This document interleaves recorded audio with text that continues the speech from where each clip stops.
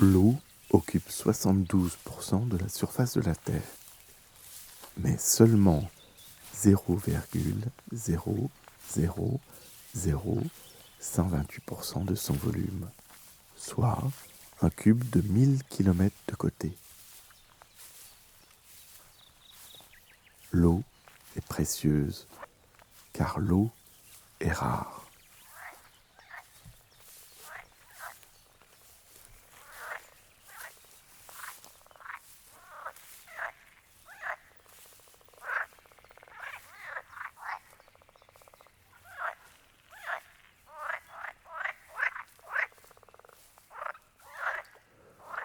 Dans le Grand Est, près de la moitié des nappes sont en bon état.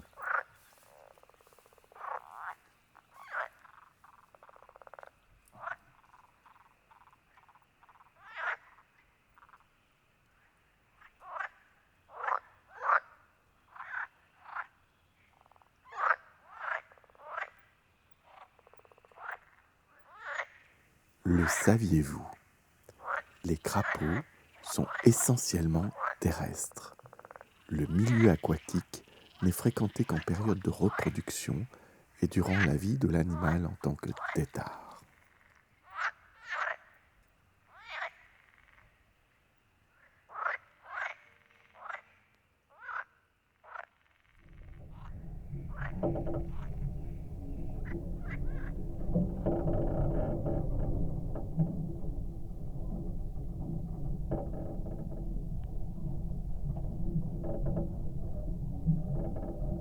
Saviez-vous que dans le Grand Est, il y a 21 000 km de cours d'eau, soit la moitié d'un tour du monde?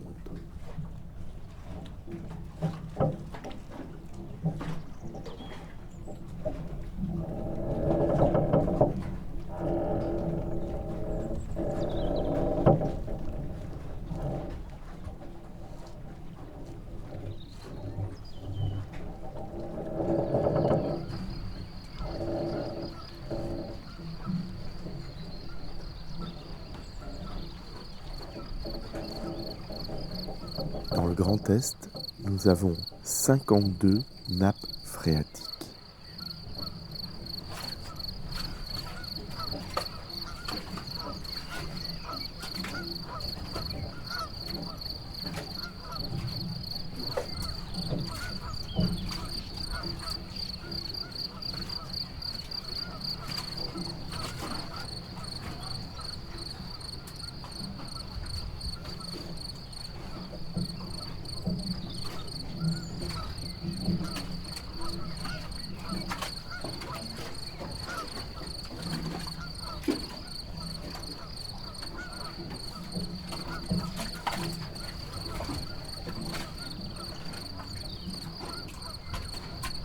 C'est en Mésopotamie, en moins 6000 avant Jésus-Christ, que l'on trouve trace des premiers puits. Mais il faut attendre l'Antiquité pour que l'eau commence à être apprivoisée. Les Grecs sont les premiers à la stocker et à la transporter jusqu'aux habitations via des réseaux.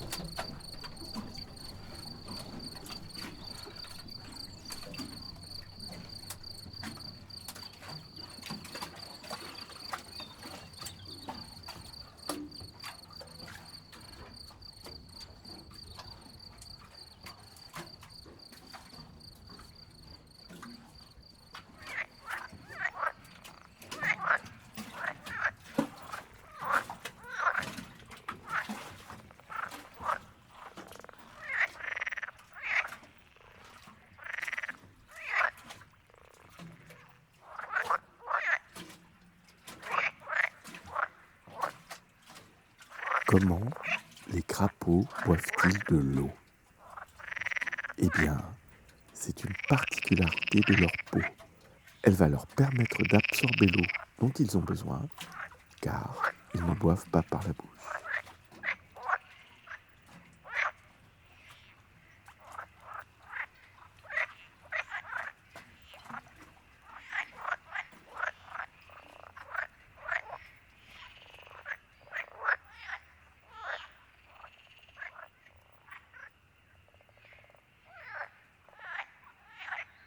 Mais comment les crapauds retrouvent-ils leur étang au printemps? Eh bien, pour s'orienter, ils sont capables de détecter le champ magnétique terrestre pour tenir un cap vers leur cible. Cette boussole est bien pratique, mais n'est pas infaillible. Pour affiner la trajectoire, l'animal se fie à son nez. L'odeur spécifique d'un plan d'eau peut être liée aux végétaux qui s'y trouvent.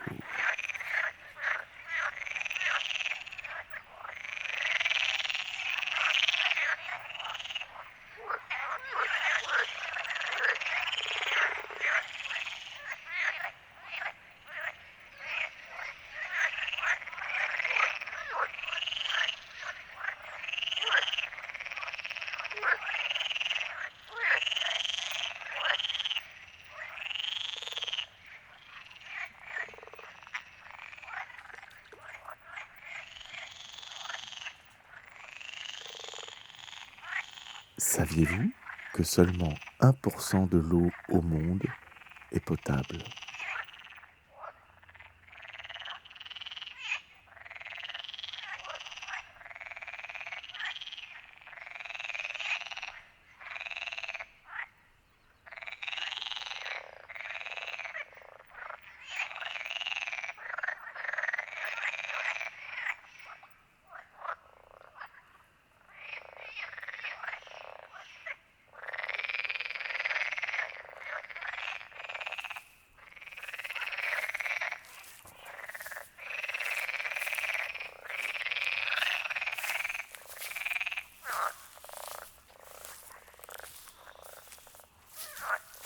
Le crapaud, tout comme la grenouille, coasse.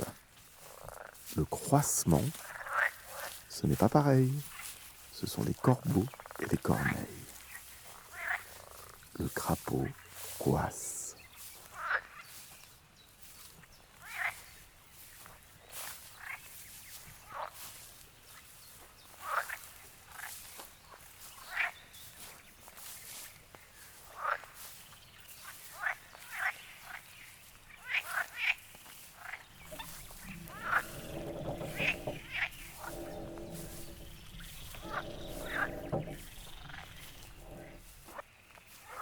Le saviez-vous? Toute l'eau sur la Terre est arrivée par des astéroïdes et des comètes qui se sont écrasés sur notre planète.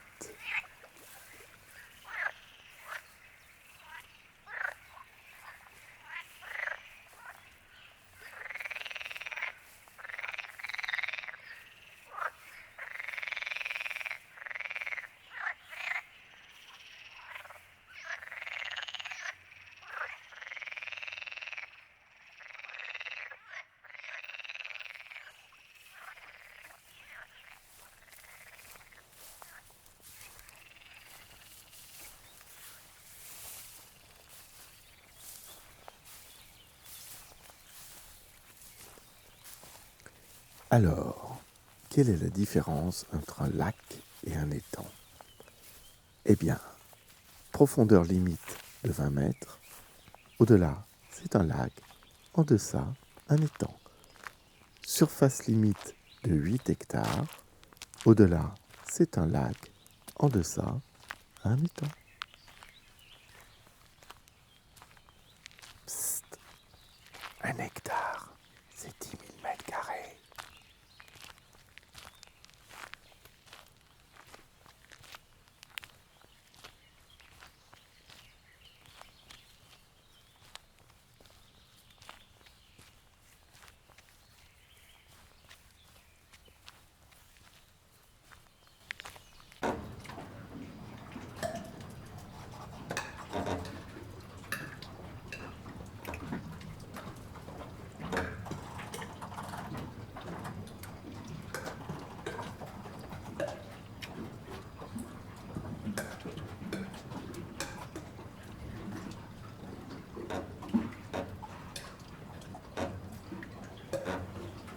« 97% de l'eau n'est pas consommable puisqu'elle est salée.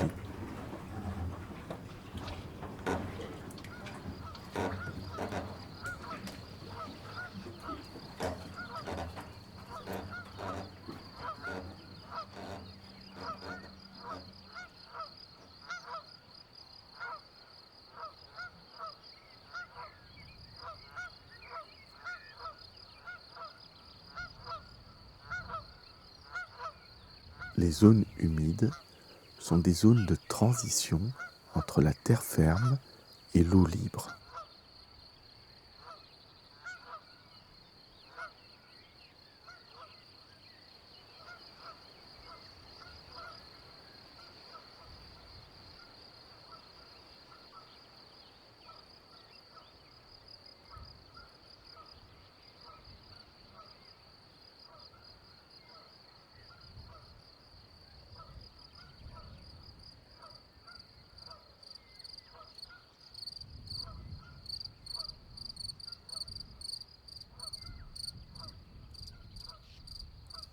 À qui appartient l'eau en France ?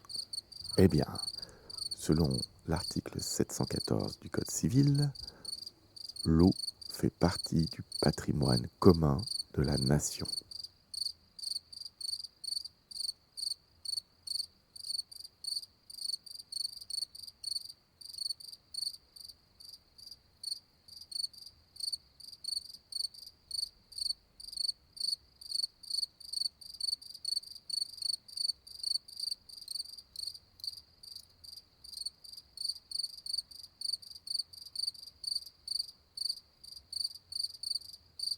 Une piscine perd en moyenne 3785 litres d'eau par mois à cause de l'évaporation et autres raisons.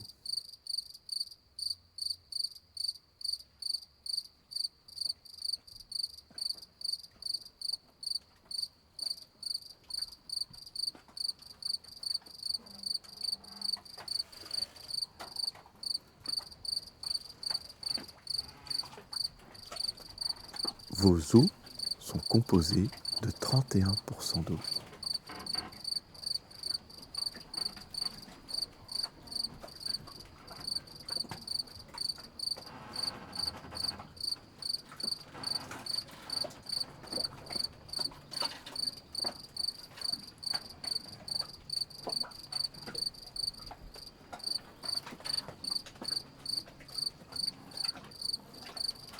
Où se trouvent les principales nappes souterraines en France ?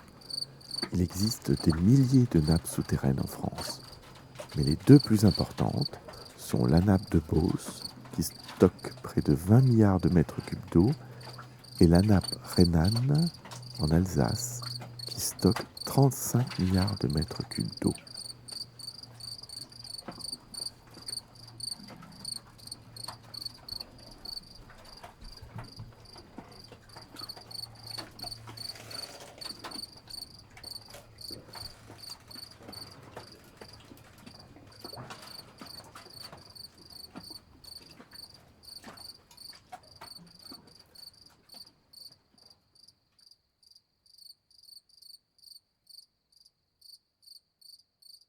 Les eaux souterraines regroupent l'ensemble des réserves d'eau qui se trouvent dans le sous-sol.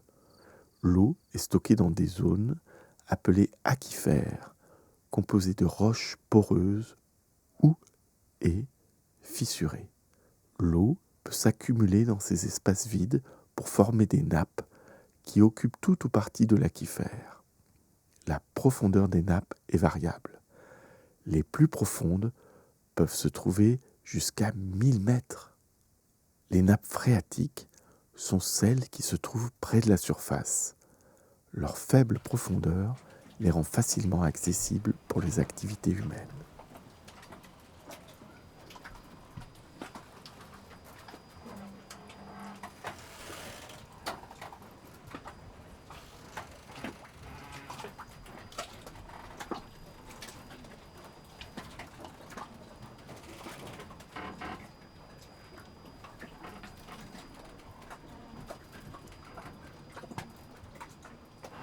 Que deviennent les précipitations ?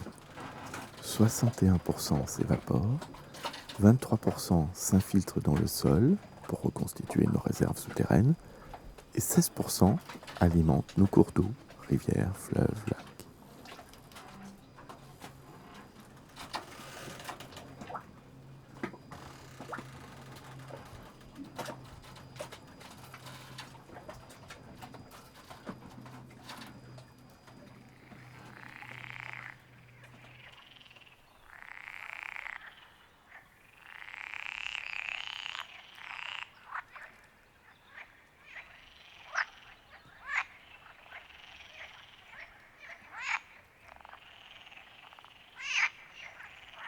Le crapaud coasse.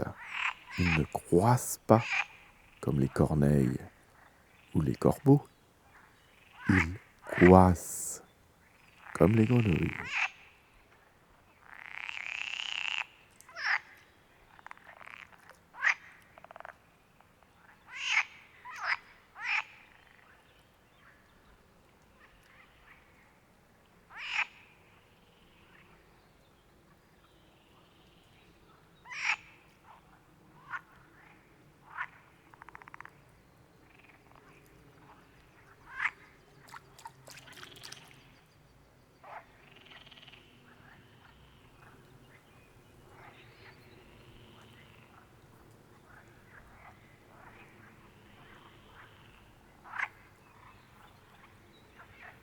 Les missions des agences de l'eau sont d'aider les collectivités, les industriels, les agriculteurs, les associations de pêche et de protection de la nature dans le financement, l'accompagnement et la valorisation de leurs projets et initiatives pour agir sur la santé, le cadre de vie, la préservation de la ressource en eau et la biodiversité.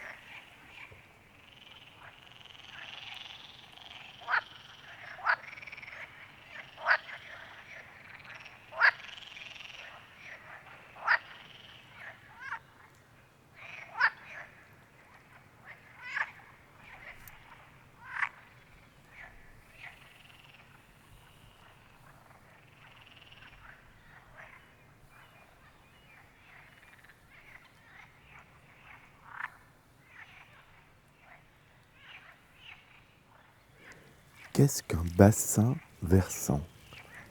Un bassin versant correspond à l'ensemble de la surface qui reçoit les eaux qui circulent vers un même cours d'eau ou vers une même nappe d'eau souterraine.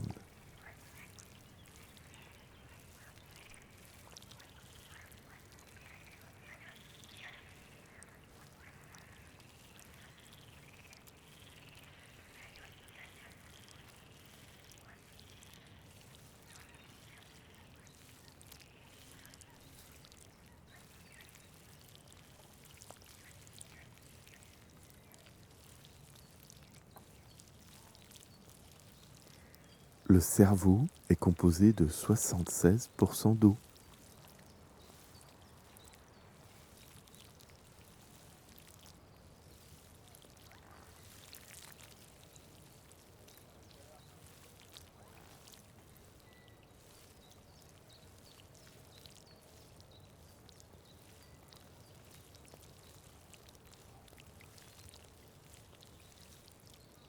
Dans le Grand Est, il existe 4 lacs de plus de 1000 hectares.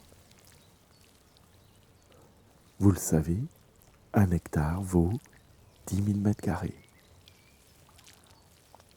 Et il existe aussi 3255 plans d'eau et étangs.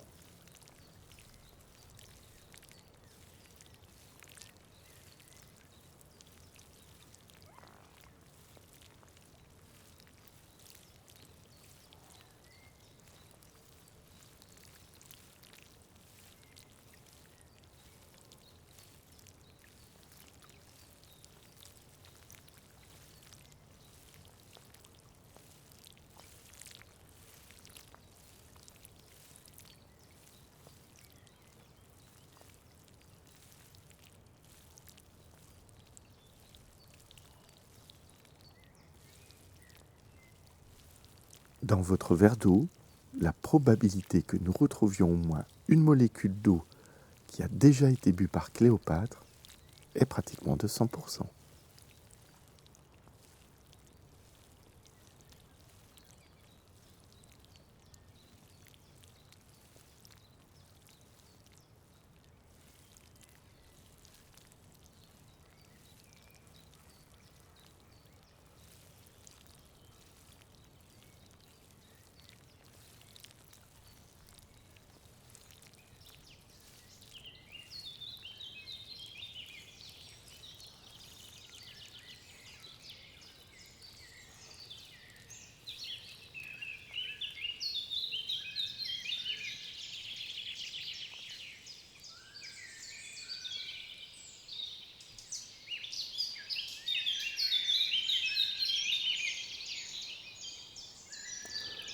Outre les 52 nappes affleurantes sollicitées pour l'essentiel pour l'alimentation en eau potable, le Grand Est compte 13 nappes profondes.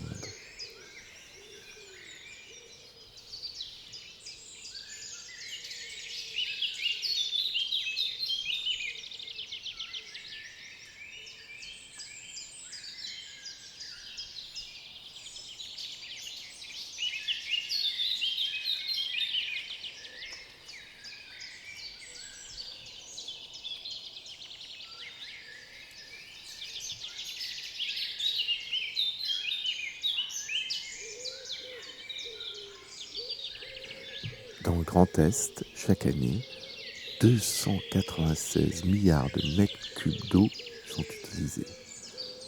290 milliards de mètres cubes pour l'hydroélectricité, 3 milliards de mètres cubes pour le refroidissement des centrales électriques et 3 milliards de mètres cubes pour les autres usages, agriculture, alimentation en eau potable, industrie, canaux, etc.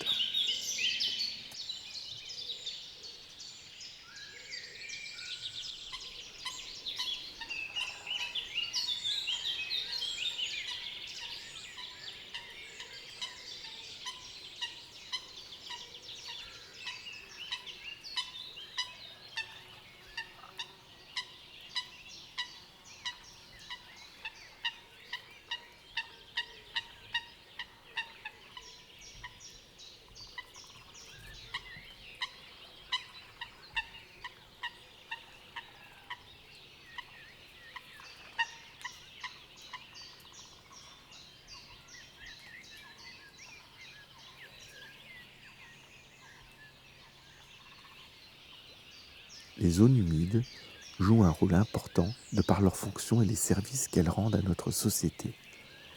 Elles ont des fonctions hydrologiques, stockage et restitution de l'eau, régulation des crues, alimentation des cours d'eau. C'est comme une éponge naturelle. Elles ont des fonctions épuratoires, piégeage, apport, dégradation et transformation biochimique des éléments organiques et minéraux, protection de la qualité des eaux. C'est un filtre naturel. Des fonctions biologiques, production biologique élevée, présence d'un grand nombre d'habitats et d'espèces animales et végétales, souvent remarquables. C'est un réservoir naturel de vie. Et des fonctions climatiques, stockage du carbone, régulation climatique, bref, c'est un thermorégulateur naturel.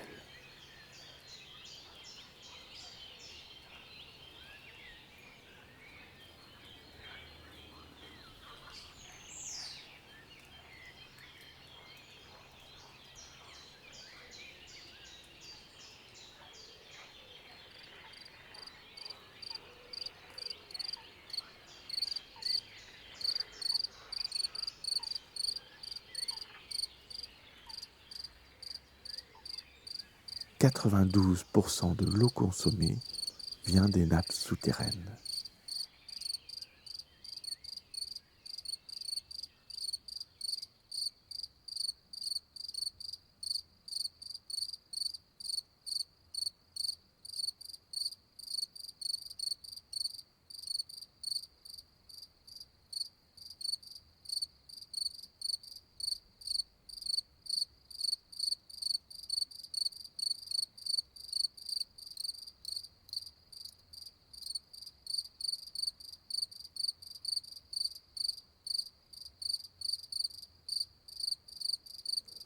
On peut survivre 30 jours sans manger, mais seulement 3 jours sans boire.